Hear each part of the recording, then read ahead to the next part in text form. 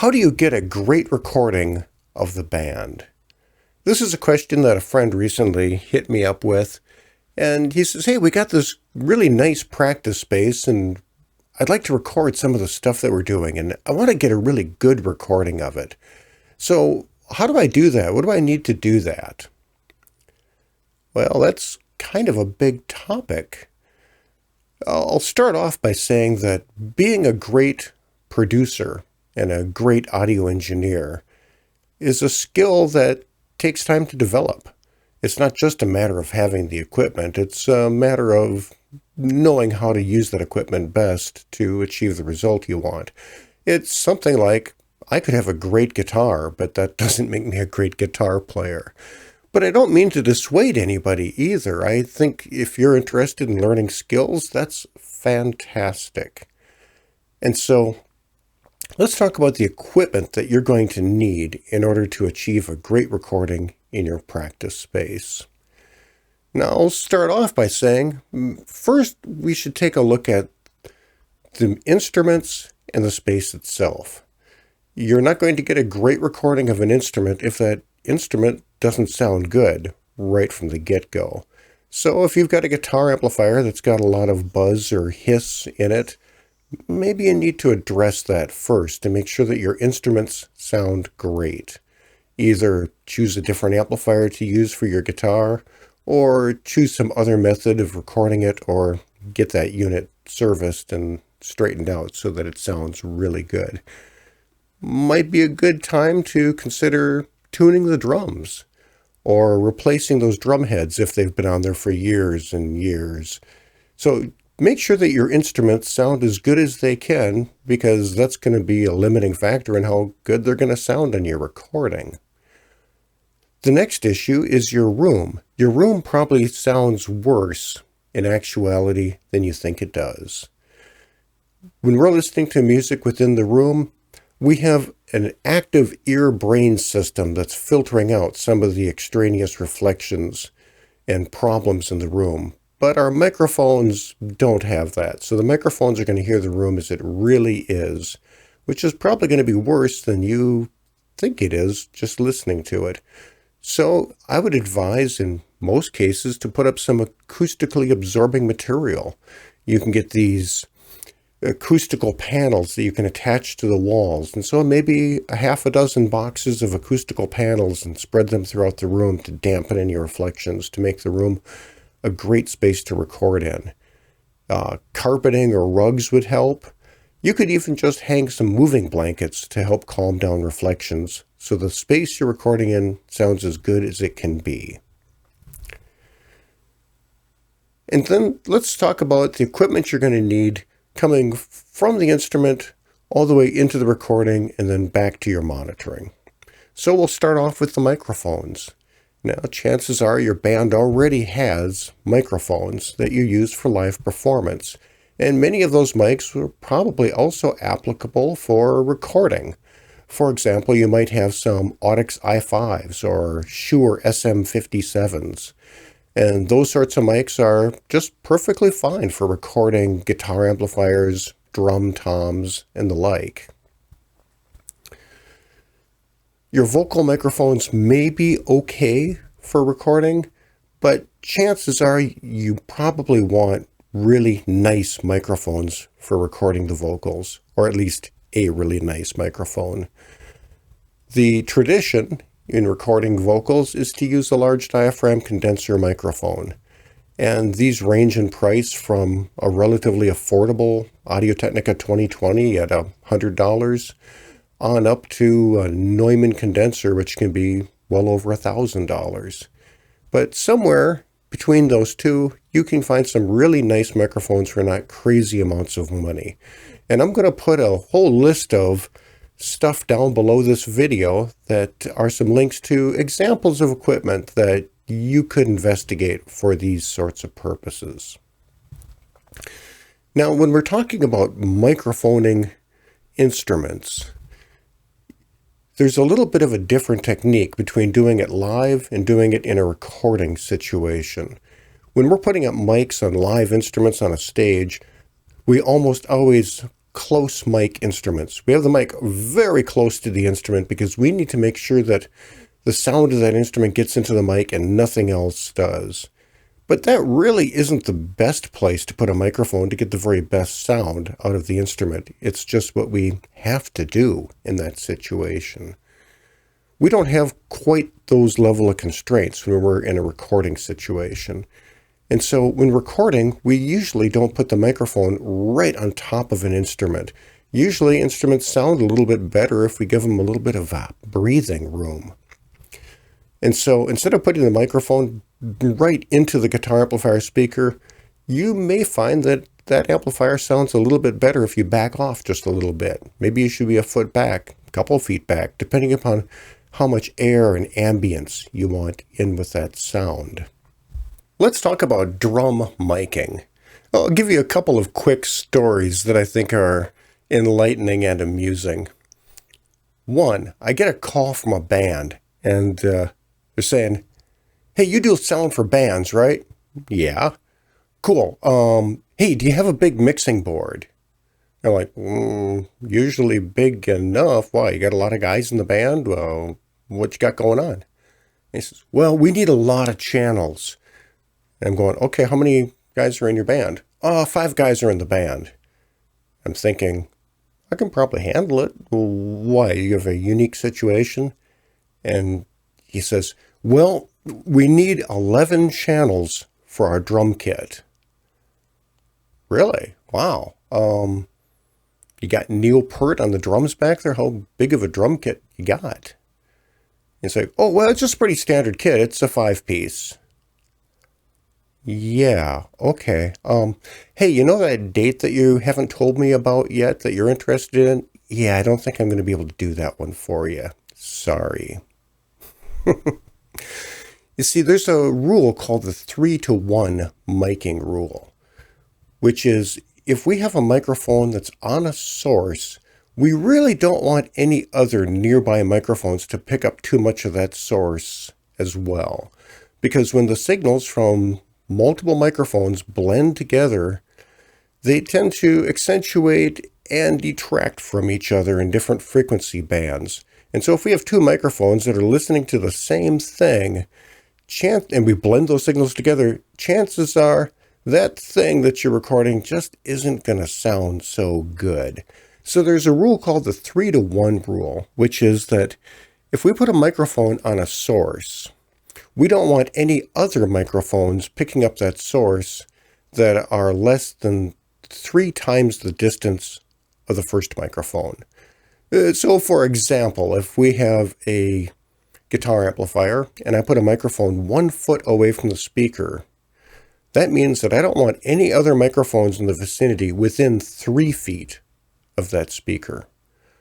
Or conversely, if I have a microphone that's 2 feet away from something I'm trying to record, I don't want any other microphones in the vicinity less than 6 feet away, so that the closest microphone picks up all of the sound source and the other microphones don't contribute heavily when mixed together.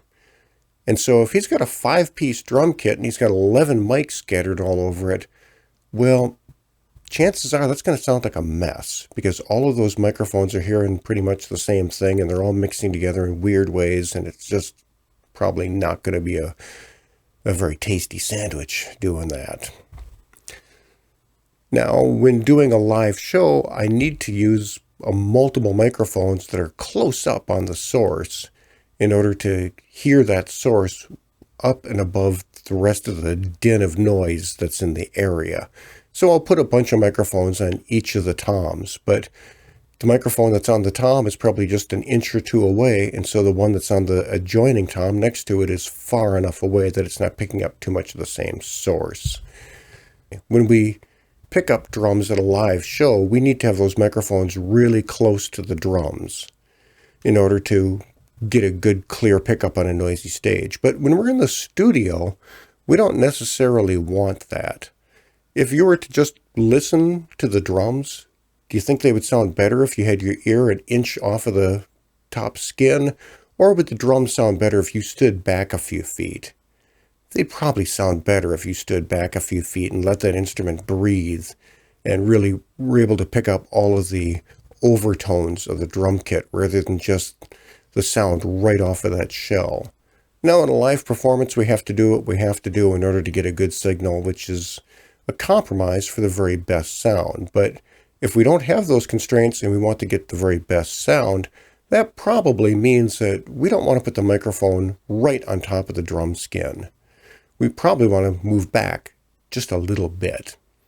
And of course, there's this whole scale of we can move back a foot or two and get a really uptight drum sound, but still get the sound of the whole kit and its resonance, not just the smack of the head. Or we could move back 6 or 8 feet and get a very big, roomy drum sound like a Led Zeppelin type of production. And so you can adjust your microphone positions as necessary to get the amount of drum sound versus room sound relationship that you like. I'll give you another story. I was recording a comedy variety act. I was contracted to record this show, and I was not providing the live sound for it. I was contracted to record the show.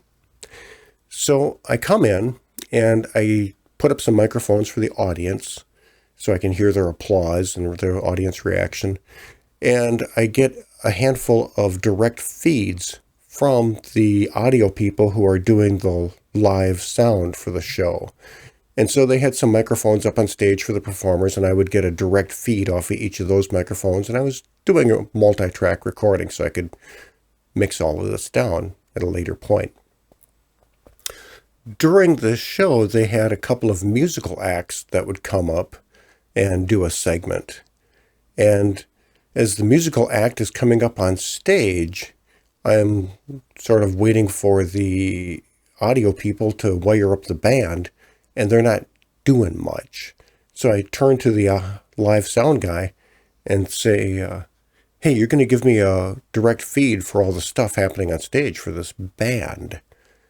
And he's like, no, we're not going to mic it. The band itself is plenty loud. They just need some vocal reinforcement. The instruments, they'll just carry through the venue. We don't need to amplify that stuff. Whoa, but I need to record that stuff. And so I say, well, that might work for your live sound, but for my recording, I need feeds for that stuff. Can you throw some mics up on the instruments on stage and give me a feed? Sure. So he gives me feeds to the guitar and bass and so on. And then I say, hey, but I still need feeds for the drum kit. And he's like, well, what do you need? I'm like, I need feeds for the drum kit for like all the drums, you know? And he glances down at his board and he says, hey, I only got 3 channels. What do you want? Seriously? Oh, dear. Well, if I only got 3 channels, I'll take a kick drum, a snare drum, and ambient, throw a mic over the kit. Is that all you got? And he's like, yeah, that's all I got. Just got some 57s and 3 lines. Great. And so they throw an SM57 on the kick drum, put one on the snare, and then from the ceiling, they hang another SM57 above the drummer's head, a few feet above his head. And I was thinking, this is a big compromise. And I was shocked. When it came time to mix this production down, the drums sounded great. Now, it probably wasn't what I would do if I was miking up a drum kit to make a hit record. But the balance and the sound of the drum kit came through surprisingly good with that ultra minimal miking setup. I would have preferred to have a condenser mic overhead. I would have preferred to have a proper kick drum microphone. But considering the limitations, recording turned out fine. And I was surprised how well it worked. So sometimes less is more. And so when recording drums, we're going to do a little different approach than we would do on a live stage. Generally, I don't put a microphone in every single tom because I want the drum kit to sound like a drum kit, one cohesive instrument, rather than miking all these little different piece parts of it and trying to reassemble it in the mix. And so what I will usually do is I'll put a kick drum microphone in the kick, and this can probably be the same kick drum microphone that you use for live, which would be an Audix D6 I like the Electro Voice kick drum mic. A Shure 52 is a good choice. A typical kick drum mic. I'll put a mic on the snare just because the snare is such an important part of the drum kit. And a Shure SM57 always works decently for me as a good snare mic. And then I'll put a couple of overhead mics to pick up the rest of the drum kit. And generally, I'll choose a couple of pencil condenser overhead mics for this application. Now, I want the overhead mics to pick up the snare cohesively. And so what I'll do is I'll place one of the overhead mics above the drummer or above the drum kit, and I will measure the distance with a ruler, a piece of string, an extra old mic cord, and I'll measure the distance from the snare head to that microphone. And then, keeping that distance in mind, I will make an arc from that same spot and place the other microphone somewhere else above the drum kit, equidistant, i.e. the same length of string as the first microphone down to the snare. So the distance from the two microphones that are over the kit to the snare is the same. And those two overhead mics will pick up the rest of the drum kit. I try to keep the microphones not too close to the metal on the drum kit and aiming a little bit more at the toms. Generally, the metal has got so much more amplitude than the toms that I'm trying to control that balance. And that usually gives me a pretty good drum pickup on the mics. Now, this is a matter of experimentation, and you may have to spend some time moving mics around until you get the sound that you like. And that is the wonderful world of miking. I want to make a point on that as well. When I first started recording bands, I had a very primitive mixer. My mixer had no tone controls at all. I just had level and pan. And so if something didn't sound the way that I wanted it to sound, well, I couldn't just go grab the equalizer and say that needs a little less mids or a little more bass or whatnot. I didn't have those choices. I had to find the right sound by putting the microphone in the right position. Or if I tried numerous positions and I just could not find a position for that microphone that gave me a good sound, well, then I'd reach into the box and find a different microphone that had a different characteristic that got me there. And that is an important lesson, which is get the sound right from the get-go. If anybody's telling you, don't worry about it, kid, we'll fix it in the mix. Yeah, run. Because that is not the way to take care of things. Make the recording of the track sound good before you do any sorts of adjustments with tone controls or effects or any of that stuff. If your initial recording isn't right on, you're going to be fighting it from that point forward.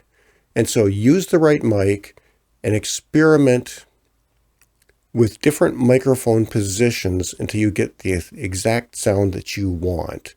And then once you get that, then it's okay to sweeten it a little bit with effects to get it to the next level.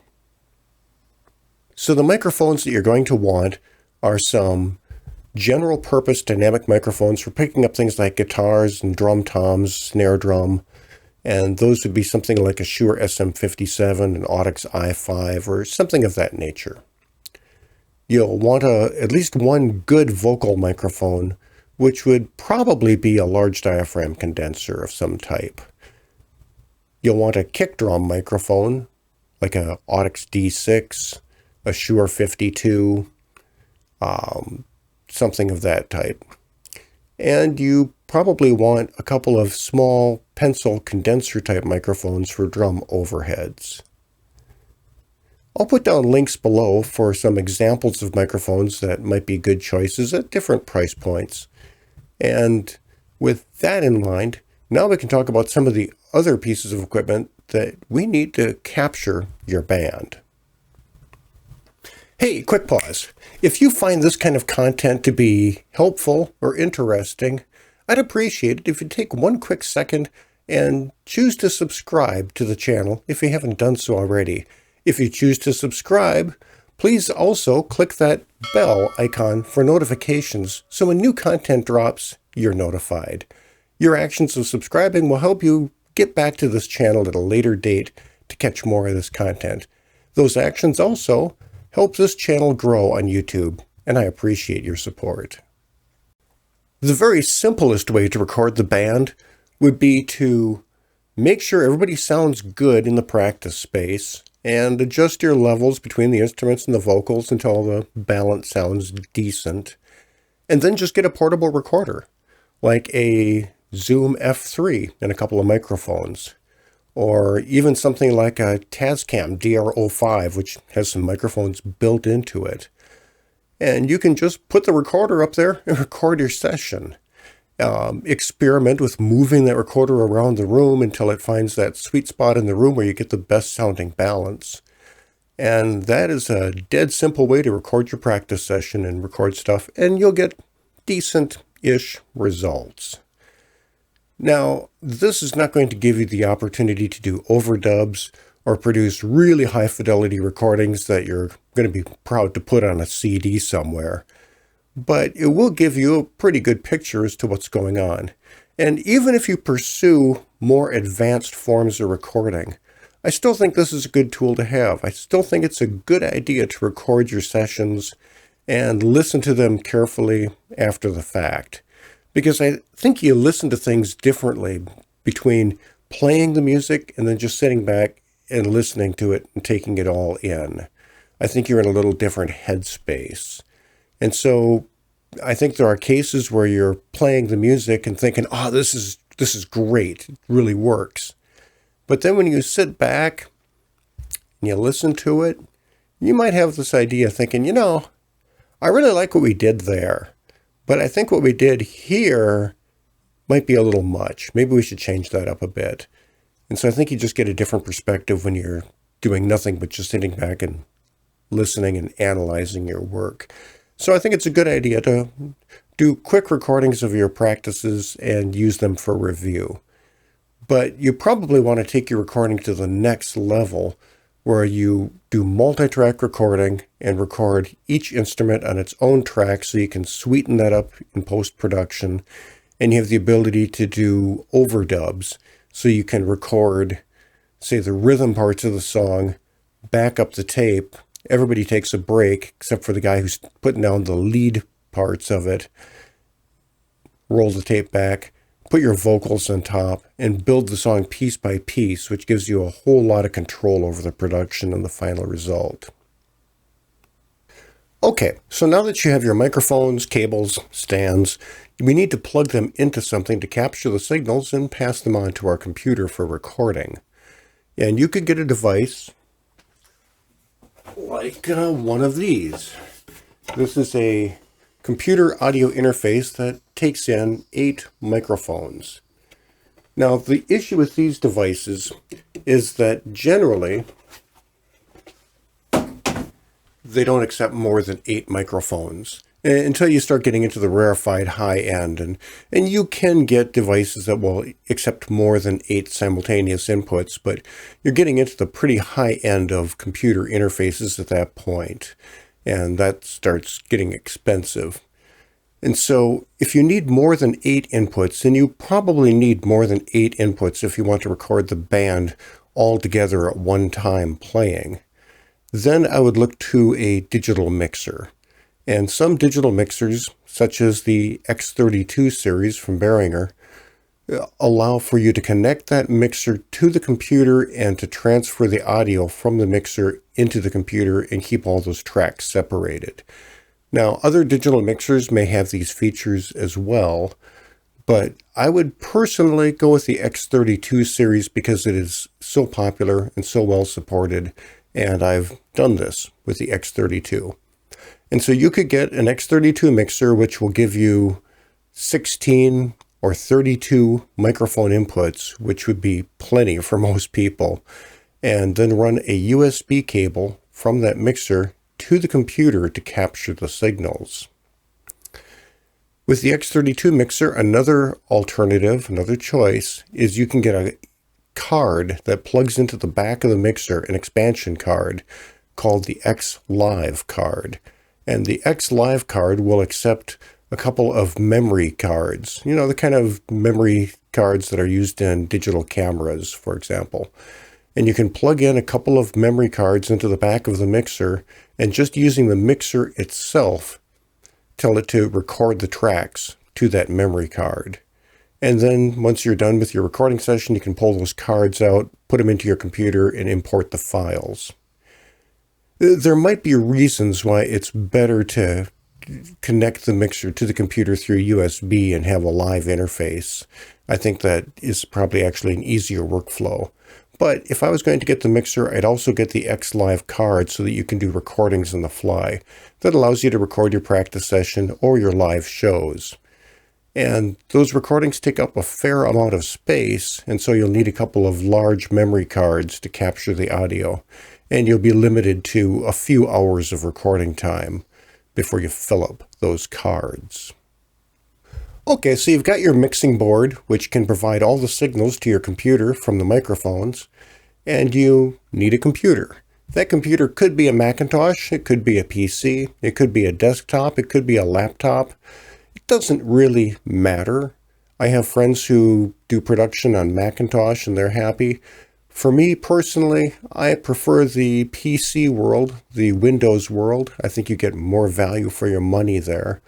And not too terribly long ago, I purchased a Hewlett-Packard Omen machine, which so far has worked fabulously for me. But any reasonable computer, probably made in the last decade or so, should have more than adequate processing power to process audio. If you want to do video editing, that requires a pretty potent computer. But for recording audio, you don't need some $7,000 monster gaming machine in order to have enough processing power. Any typical decent machine will probably serve you well. Now, having said that, there are some issues that you might encounter with tuning your computer so that it can be a good audio workstation.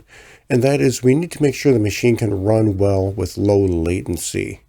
The issue that can happen is you could install hardware, install cards in the machine, or install other pieces of software that apply interrupts to the processing.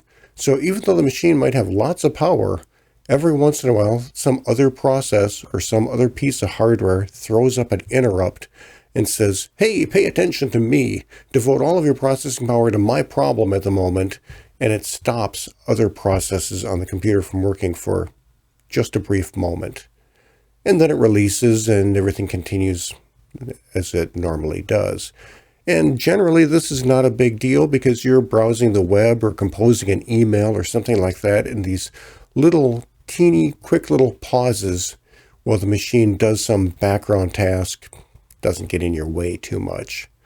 But when you're recording or processing audio, all of these signals are pouring into the computer in real time, and the computer needs to be able to devote its attention to that incoming stream of data on a pretty much continuous basis and can't be interrupted by other tasks. And so chances are, out of the box, your machine will work just fine. But there's also a chance that there might be software installed in your machine, or perhaps the way the hardware is configured, that causes latency problems. For example, you might have an antivirus program running in the background, and every once in a while it pops up and says, oh, I have to check to see if there's a virus here. And while it does that, it pauses the other processes that are running on the machine. And in that brief moment of time, the machine might get too busy to deal with the incoming audio stream and you get a glitch.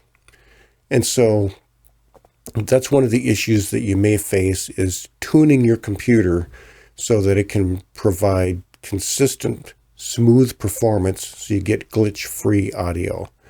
And that can be a big adventure if you have to go down that path.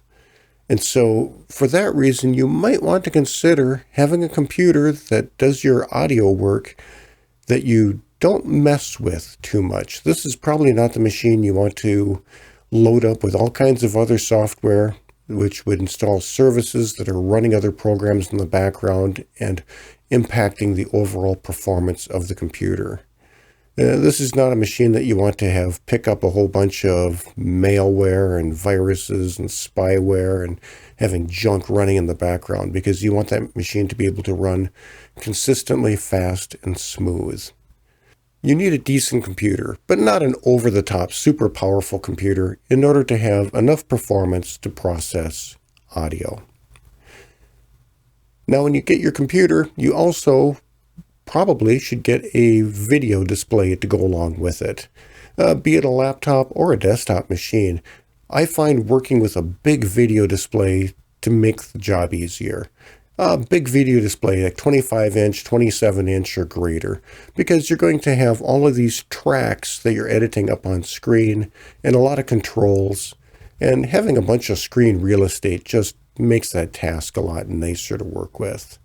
So I have recorded things on a laptop machine using its screen, and it works okay, but a big screen makes for a more comfortable workspace. Now that you have your computer, you're going to need software installed on it in order to actually do the recording. You're going to need digital audio workstation software. Now, the first piece of software you're probably going to need is driver support software to talk to the devices that the computer needs to communicate with. So if you have a Behringer X32 board, you're going to need to install the device driver software for that mixing board so that you can connect with the signals that are coming in from it. That's usually not a big deal. And then on top of that, we're going to need digital audio workstation software, which lets you actually record those signals and mix them and apply effects and so forth. There's a whole bunch of different software packages out on the market. One of the granddaddies of them all is Pro Tools. And if you go to large studios, chances are they're probably going to be running Pro Tools. They sort of started this whole recording on a computer thing, and so they have a long history.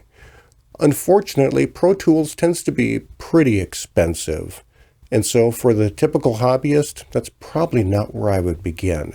One of the pluses, of course, with Pro Tools is that if you do a project in Pro Tools and then you want to continue working on that project with somebody else who's in a significant studio, chances are they can probably take your project files and pull it right up on their machine and continue working on without having to convert anything from whatever software you're using to what software they're using. But there's a lot of other software packages out there. You can explore them. They all do basically the same thing. And they more or less should all have the same quality of recording. So I don't think you're going to see any big audio difference quality changes from one product to another. The differences will be what additional plugins are available for that package that you choose. There is some standardization, so many of these different programs will accept the same plugins. So if you don't like the reverb that came with the package, there's lots of other reverbs on the market that you can purchase or acquire and put into the software and use that version if you prefer. So there's expandability. A couple of packages that come to my mind that you might want to explore. The first one is Audacity. This is a free program. It's been around for a long time. It offers multi-track recording. And for small projects I've used it, it works well. And the price is certainly right. I have not found it to be a real comfortable environment for me, personally, for doing larger projects. A program that I've used for ages is called Reaper. And Reaper is a digital audio workstation that is very low priced. In fact, you can go out and download a copy of Reaper right now and start using it. And they have an extremely generous license, which allows you to use the software for free, no charge at all, for 30 days to see if you like it. And at the end of 30 days, they ask you to purchase a license to continue use. And those licenses are very low priced, just a few $100s or less. And if at the end of 30 days you choose not to purchase a license, well, technically you can continue using the program. The program doesn't stop or limit its functionality in any way. It just shows you a little banner at the top saying that it's not licensed yet. So I think that that is extremely generous. And Reaper is very full-featured. It does basically all the same stuff that something like Pro Tools would do. The big difference between all of these different digital audio workstation software packages is the controls in the environment.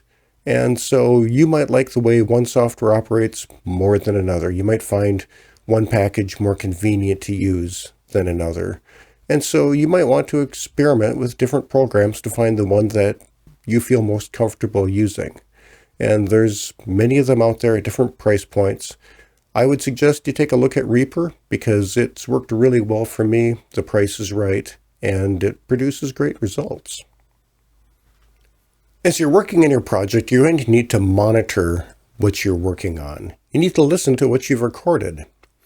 Now, during the recording process itself, you can fold the signals back in through your digital mixer to send those signals back to the people who are doing the recording. And you could use your digital mixer also as an audio output device for your mixdown. So you could do everything just with the digital mixer. But I don't think that that's a really convenient way to work. Personally, I would like to have a separate audio system on the computer. And so for that, you need an audio interface box. And I'm thinking something along the lines of a Focusrite Sapphire box or an Audient box. So this would plug into the USB port of your computer and act as an audio device that Windows sees or the Mac OS sees. And then you could play back your audio through that box. Now, most computers do have a built-in sound card of some type, and you could use that. But the soundboard that's built into the computer is most likely not going to give you the same quality of sound as an actually dedicated audio I/O box. So I think you need to get something like a Focusrite audio interface for the computer to drive your monitor speakers that you use when you're mixing down your tracks and so forth. Now, this audio interface box can be a fairly small, simple box if you're not going to be using it for taking in a whole bunch of microphones for recording the musicians. I use a Focusrite 4i4 box, which I find to be very convenient. I think it works well. And so something of that nature should be on your shopping list. And then coming out of that box are going to be signals that will drive your monitor speakers. And you could drive those signals into any kind of audio system, but I think it makes the most sense to get a pair of powered studio monitor speakers and get speakers that accept balanced line level signal input, because that's the kind of inputs that would come off the Focusrite box. So you get the proper interface between the audio interface box and your monitor speakers. And I've put all these product links down below so you can check it out. I'm suggesting a pair of small near-field monitors from Yamaha, which are powered speakers, which get good reviews and should allow you to get a well-balanced mix. You'll want to listen to your mix on different sets of speakers and or a good set of headphones to make sure it sounds good on all these different speakers, to make sure that when you deliver your mix to people and they're listening to it on whatever devices, it comes out sounding balanced. In addition to some speakers, you'll want some headphones, because sometimes monitoring things on headphones lets you focus in and hear some things that you don't hear quite so easily on speakers. But you for the most part, probably want to be doing your mix on speakers so you get the appropriate spatial perspectives. I put a link down below to some Sony 7506 headphones, which are the ones I use that, although they might not be the most accurate sounding, I think they're good for mixing material, because if things sound good in those headphones, they tend to sound good on most other devices. And those headphones are relatively rugged, and they also block out a fair amount of outside noise, which helps you focus in on what you're working on. Now, during the recording, the musicians are going to need to monitor themselves.